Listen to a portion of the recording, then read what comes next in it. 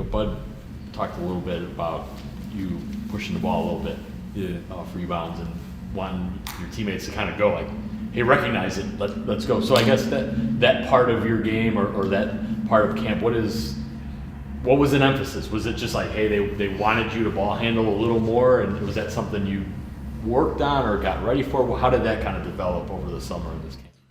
I think just being in the NBA, nobody gonna really tell you like what to do. You kind of just do it, and if it works and it looks good, then the coach sticks with it, and if it don't, he'll tell you. Like, I'm pretty sure coach will tell you like, nah, I don't want like that.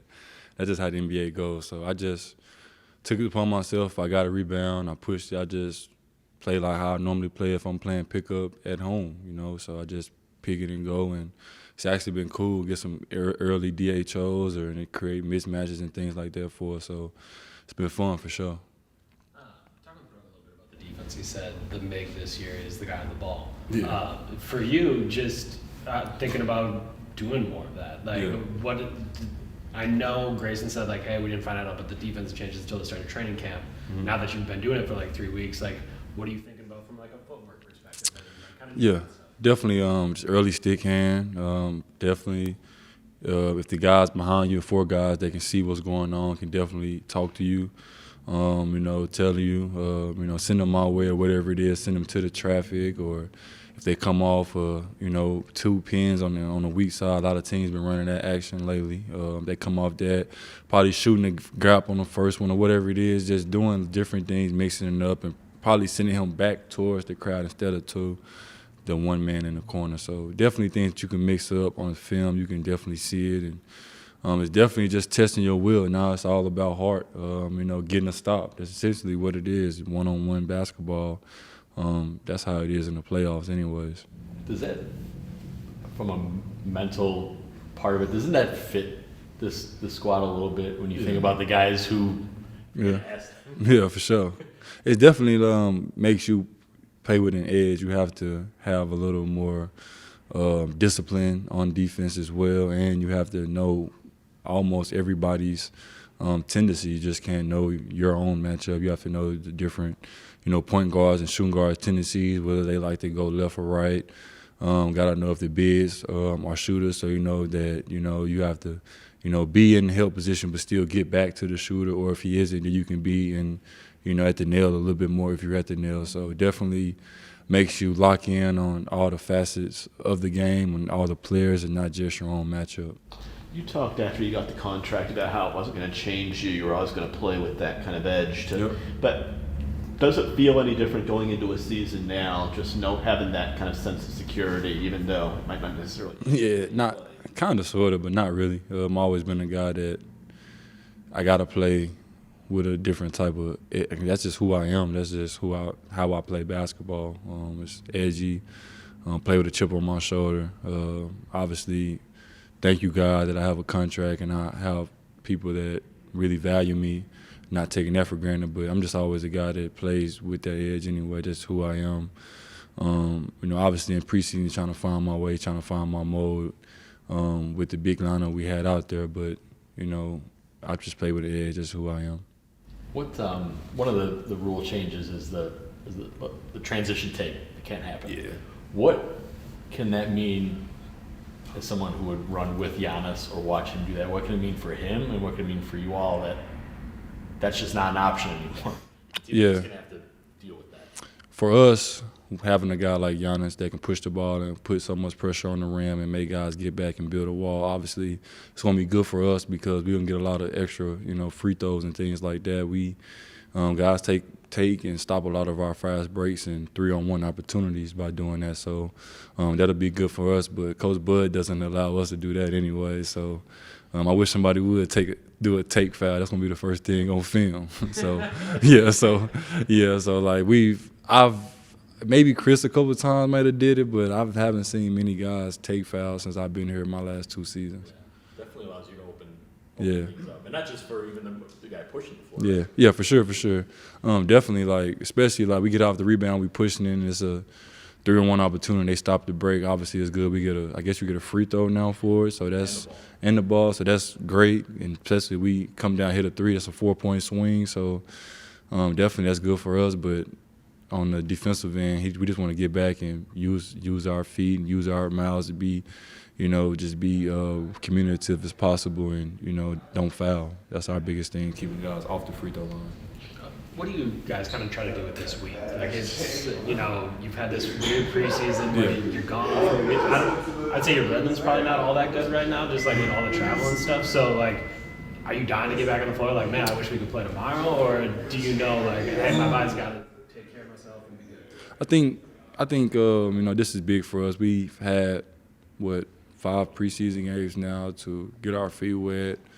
See some of our spots on the court where we're going to get the ball at and shoot the ball at and the offense and things like that. So I think a week off is good just to sit back and, evaluate your current play and how you played and what you want to do better to help the team. And, everybody's filling out their roles. Obviously, it's early in the season and things like that. So I think it's good for us to have a week off, just let our bodies rest and compete in practice and get up and down in practice, compete with each other, iron sharpens iron all the time. So I think this week off has been good, but obviously playing basketball is definitely better than practicing any day. Yeah. For you on this Bucks team, your opening night could be some random team somewhere else, but in Milwaukee, it's going to be like somebody else that's one of the top contenders in the East. Like, it's got to be good for national TV. So, like, what is that like to know, like, every year you're going to start off with, like, a real time? Obviously it's a big honor because obviously, the league views us as one of the premier teams. I'm obviously honoring that, but still got to go out there and, win a basketball game. It's always tough playing in Philly. The crowd is always crazy. They're going to be on you. They're going to heckle you. They're going to do, this, that, and the third. But obviously it's a big-time honor to be in the Premier Week game, and, we don't take that lightly. We're going to come out, try to play our best basketball, move the basketball. If you're open, let it fly, and just have fun with it. Obviously, we put a lot of work in over the summer, so now's the time to let it show. I've noticed there's a lot of young talent coming out of Little Rock now. Like Yeah, a whole lot of it. Yep, right? yep. Why do you think it's been such a boom? Social media. Social media has definitely helped my state and my city out tremendously.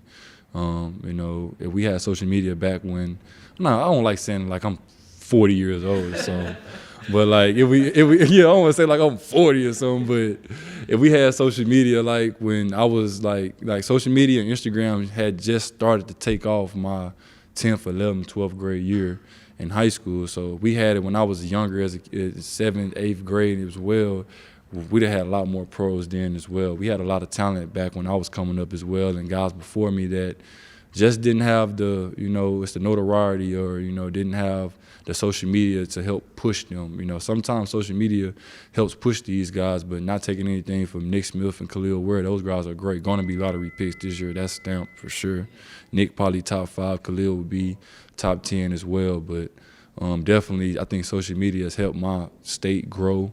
We've had a draft pick each and every year over the last 4 or 5 years. So definitely it's growing and expanding, but social media for sure. How does social media help just in terms of getting the highlights? The highlights, different scouts get to, obviously go to different, venues. They have the Adidas events now, the Nike EYBL, the Under Armour event. There's so many different events now that allows the media outlets to go to it, and different kids are, able to be seen now.